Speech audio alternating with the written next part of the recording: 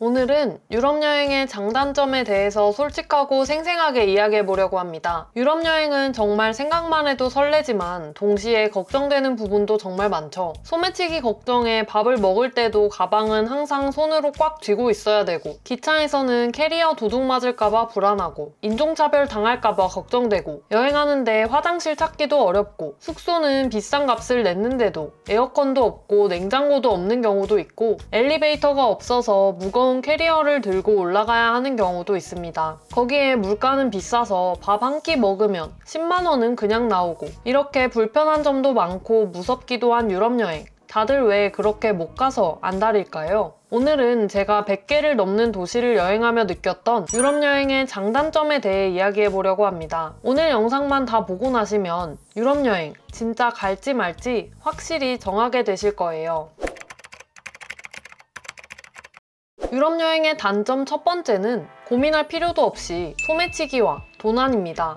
이건 정말 유럽에 가시는 분들이라면 다들 많이 걱정하시고 스트레스 받아 하시는 부분이죠. 유럽 소매치기 유형들을 모두 정리해 놓은 영상도 많은 분들이 봐주셨는데요. 특히 유럽으로 가는 관광객이 늘어나는 만큼 소매치기 수법도 점점 더 교묘해지고 있습니다. 길을 물어보는 척 하면서 접근하거나 어떤 서류에 사인해달라고 하면서 시선을 돌리고 그 사이에 지갑을 슬쩍 훔쳐가는 고전적인 방식들도 여전하고, 기차역이나 레스토랑에서 옆에 무심코 놔둔 가방을 통째로 훔쳐가는 경우도 많습니다. 카페에서 커피를 마시는 사이에 또 기차를 기다리면서 잠깐 가방을 옆에 놓는다거나 하면 내 모든 게 든 가방을 통째로 눈 깜짝할 사이에 도난당하는 경우가 많아서 조심해야 합니다. 그리고 도시간 이동을 할 때 기차나 고속버스를 타게 되는데요. 기차나 버스에 짐칸에 캐리어를 두면 역에 정차한 동안 이 캐리어를 훔쳐가는 경우도 실제 일어나는 도난 케이스입니다. 그래서 유럽에서는 도시간 이동할 때 캐리어를 기둥에 자전거 자물쇠로 묶어두거나 캐리어끼리 묶어둬야 불안하지 않더라고요. 이렇게까지 소매치기나 도난에 신경 쓰다 보면 이렇게까지 하면서 여행을 해야 되나? 이런 생각이 들기도 합니다.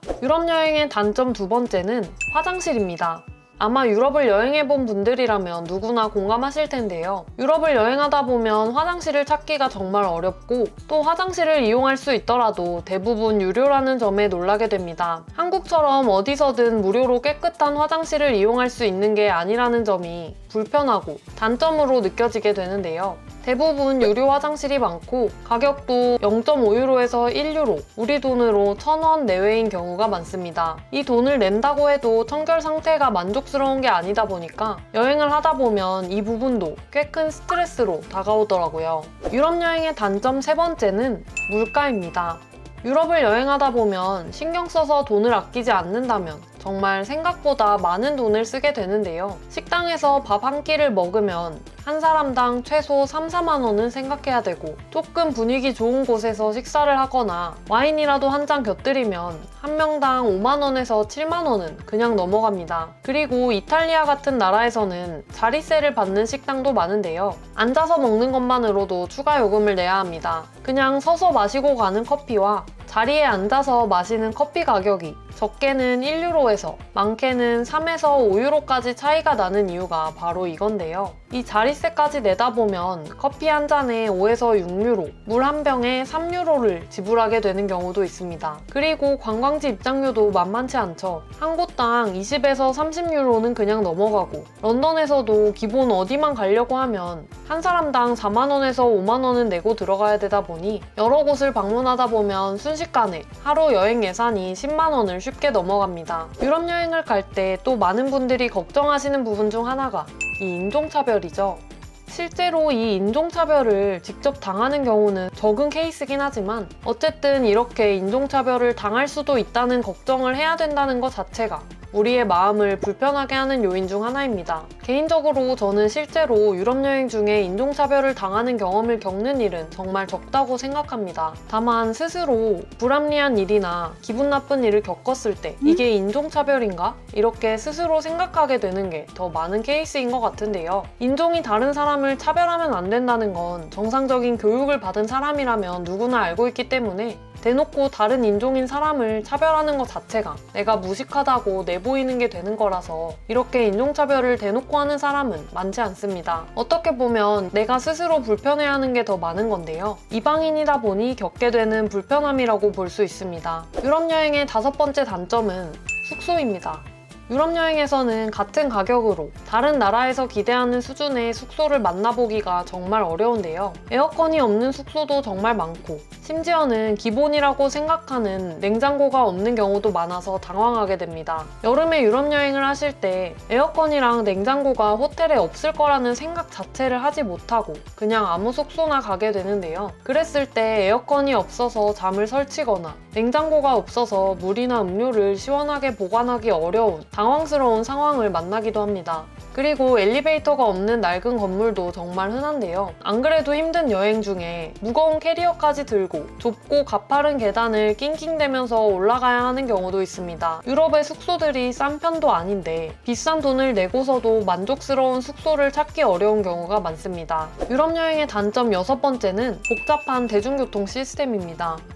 유럽 여행을 하다가 불식 검문을 당해서 벌금을 몇십만 원씩 내게 되는 이야기를 한 번쯤은 들어보셨을 거예요. 꽤 흔하게 일어나는 일인데요. 도시마다 지하철이나 버스, 트램의 시스템이 모두 다르고 티켓 구매 방식이나 개표를 해야 하는지 안 해도 되는지 규칙도 모든 도시가 제각각이라서 관광객들에게 어려울 수밖에 없습니다. 특히 이걸 노려서 관광객들을 대상으로 더 꼼꼼하게 표를 검사하고 몇십만 원씩 벌금을 매기는 경우가 많아서 정말 화나고 당황스러운 순간을 만나게 되기도 하는데요. 예를 들어 이탈리아나 스위스에서 대중교통이나 기차를 이용할 때 티켓을 산다고 끝나는 게 아니라 검표기를 통해서 개표를 해야 유효한 티켓이 되는데 이걸 모르고 타면 티켓 가격은 티켓 가격대로 다 내고 샀는데 또 억울하게 벌금을 물게 되는 경우가 많습니다. 이런 부분들이 관광객들에게는 정말 불편하고 당황스러운 부분이죠. 이런 단점만 생각하면 정말 유럽 여행 왜 가나 싶으실 거예요.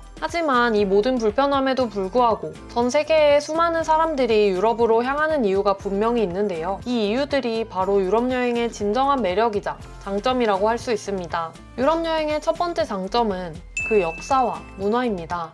유럽 대륙은 한때 세계사의 중심지였던 만큼 유럽을 살아있는 역사 교과서라고도 할 수 있는데요. 로마의 콜로세움과 같은 거대한 유적지들을 직접 눈으로 보고 그곳을 걸으면서 인류의 발자취를 직접 느낄 수 있는 경험은 그 어떤 책이나 영상으로도 얻을 수 없다 보니까 유럽 여행이 더욱 특별하게 느껴지게 됩니다. 그리고 고흐나 모네, 피카소 같은 위대한 예술가들의 작품들을 실제로 볼 수 있을 뿐만 아니라 그들이 실제로 살고 거닐던 환경들을 지금까지도 그대로 느낄 수 있다는 것도 정말 매력적인데요. 박물관에 갇힌 유물이나 작품뿐만이 아니라 실제로 직접 걸어볼 수 있는 거리와 건물 자체가 거대한 예술작품이자 역사라고도 할 수 있습니다. 이런 경험들은 꼭 직접 해봐야지 유럽 여행의 매력이 단순히 관광지를 구경하는 걸 넘어서 우리의 삶에 깊은 영향을 미친다는 생각을 하게 되는데요. 저도 매번 유럽에 다녀올 때마다 새로운 관점을 갖게 되고 세상을 더 넓은 시야로 바라보게 되더라고요. 유럽 여행을 통해서 이런 예술과 사상들이 어떻게 발전했는지 한 번쯤 생각해보게 되는 과정이 제 삶을 더욱 풍요롭게 만들어준다는 생각에 유럽 여행을 더 매력적으로 느끼게 되는 것 같습니다. 유럽 여행의 장점 2번째는 풍부한 즐길거리입니다. 유럽에는 정말 유명한 관광지가 많지만 직접 즐겨볼 수 있는 것들도 정말 많은데요. 프랑스에서는 보르도나 부르고뉴, 이탈리아에서는 끼안티처럼 와인의 본고장이라 불릴 수 있는 곳들에서 와인 시음을 직접 즐겨볼 수도 있고 또 스코틀랜드에 가면 스카치 위스키의 역사나 맛을 느껴볼 수도 있죠. 스페인에서는 정열적인 플라멩코 공연을 보면서 열정을 느껴보고 이탈리아에서는 수백 년 된 아름다운 골목들을 걸으면서 과거로 돌아간 듯한 기분을 느껴볼 수도 있습니다. 이렇게 유럽에서는 도시마다, 나라마다 각기 다른 문화를 경험하고 분위기를 느껴볼 수 있어서 매일 새로운 곳을 여행하는 기분을 느낄 수 있는 게 가장 큰 장점인 것 같습니다. 유럽 여행의 장점 3번째는 아름다운 자연환경입니다.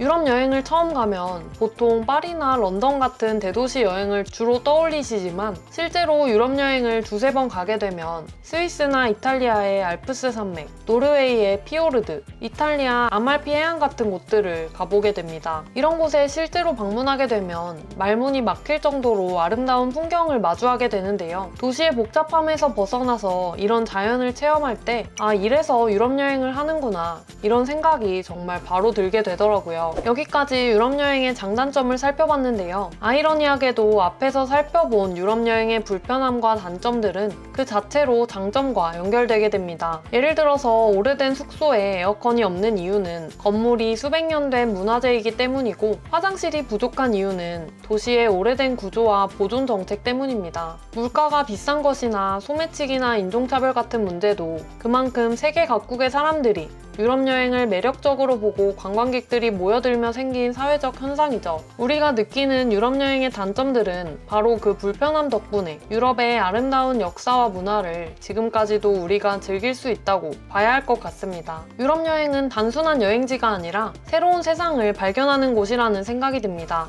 그래서 그 수많은 단점들에도 불구하고 많은 관광객들이 찾게 되는 것 같은데요. 저처럼 불편함을 감수하더라도 새로운 문화를 경험하고 도전하면서 스스로 판단해보고 싶다면 유럽은 꼭 한번 가볼 만한 곳입니다. 물론 단점도 정말 많지만 그 단점을 뛰어넘는 매력을 느껴보고 싶으시다면 인생을 살면서 유럽 여행 한 번쯤은 꼭 가보시는 걸 추천드려요. 오늘 영상을 통해 유럽 여행을 마음껏 느낄 수 있는 자유여행을 떠나보고 싶은데 어떻게 준비해야 할지 고민되고 걱정된다면 저희 톡프에 나만의 똑똑한 유럽 여행 비서를 이용해보세요. 한 달은 걸릴 유럽 여행 준비 시간을 10분 만에 끝낼 수 있습니다. 고정 댓글과 더보기 링크를 통해 자세한 내용을 확인해보세요. 앞으로도 똑똑하고 유용한 여행 정보 받아보시려면 지금 바로 저희 채널 구독해주세요. 그럼 오늘도 시청해주셔서 감사합니다.